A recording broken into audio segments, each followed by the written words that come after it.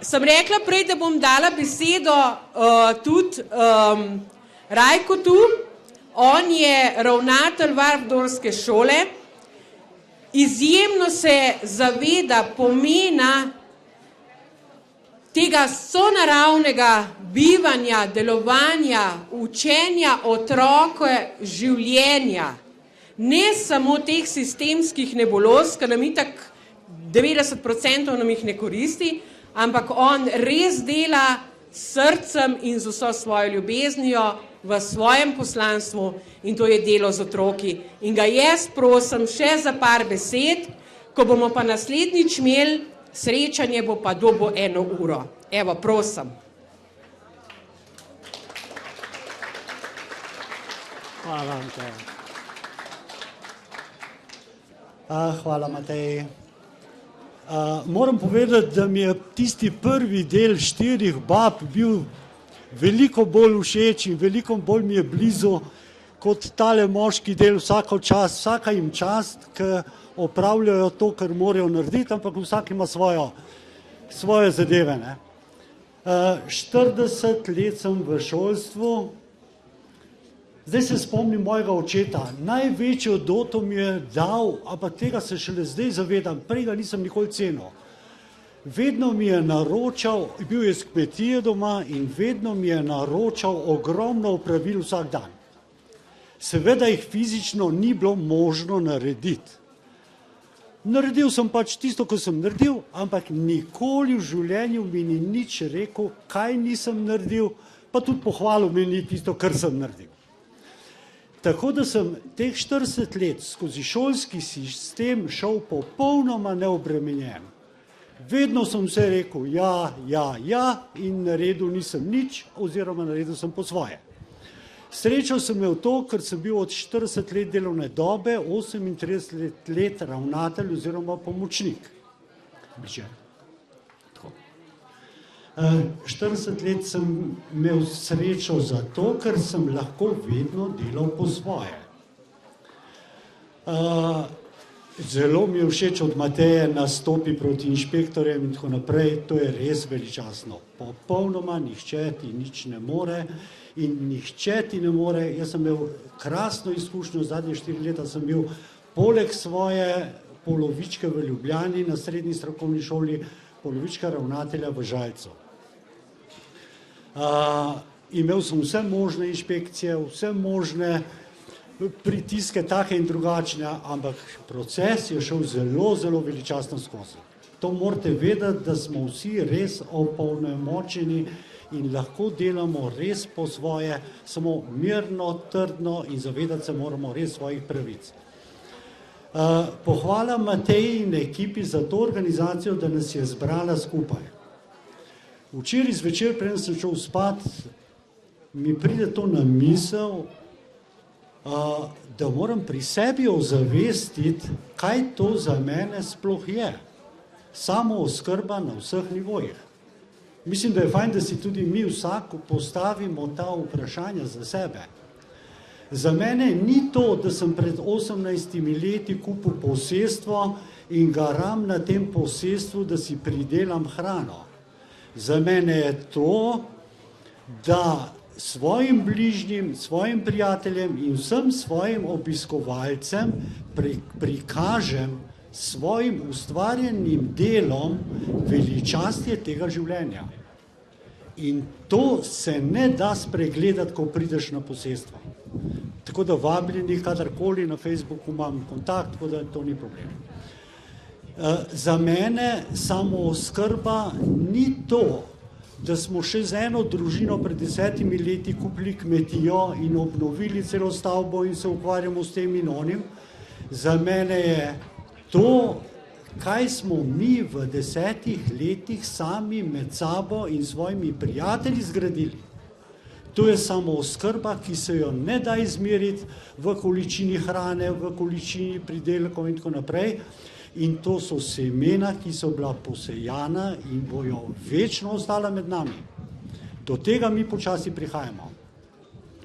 Za mene samooskrba ni to, da svoje otroke in svoje vnuke pripeljem do tega, da bodo samostojni, da bodo neodvisni, da bojo znali poskrbeti za sebe.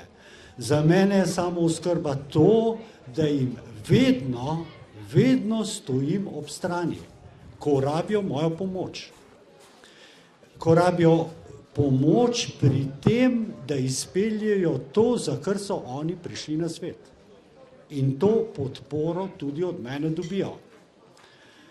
Za mene ni samooskrba to, da sem 40 let delal v šolstvu, da se držim kurikulumov, da se držim zakonov, ampak to, da podprem mlade. Posebej imam čas to, da sem 40 let podpiral upornike in gavnarje. Ampak ti so edini ta pravi. Ti so res bili ta pravi, ki so se že takrat upirali sistemu. Ne? In s temi imam stike še celo življenje in sodelujemo in delujemo na vseh področjih. To je bistvo tega.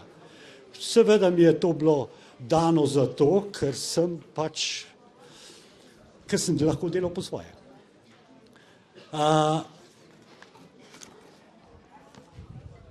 Za mene samooskrba pomeni to, da delam vse, kar je hrana za mojo dušo.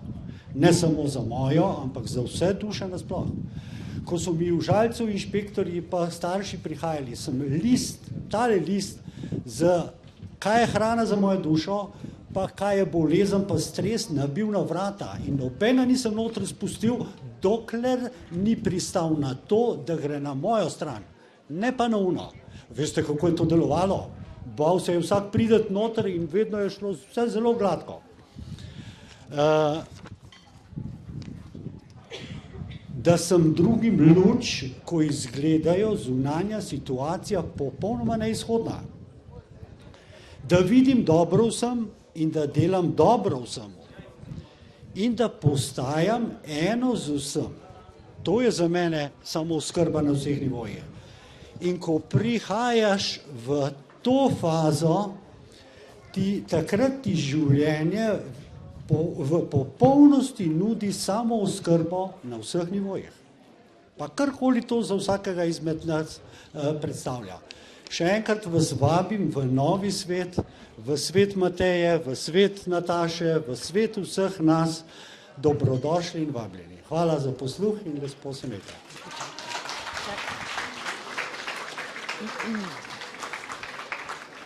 Glede na vse, kar je gospod Rajko naredil dobrega, za nas, za naše otroke in za vse ostale, mu podarjam eno majčkano pozornost, sonce, življenje, tukaj se napajajo čebele, čmrli in to pomeni tisto novo, nekaj lepega, ampak to bomo mi se ustvarjali z našo prosto, svobodno voljo. In če bom kar javno vprašala gospoda Rajkota, kaj pa če se naslednjič na naslednjem srečanju dobimo pri njemu?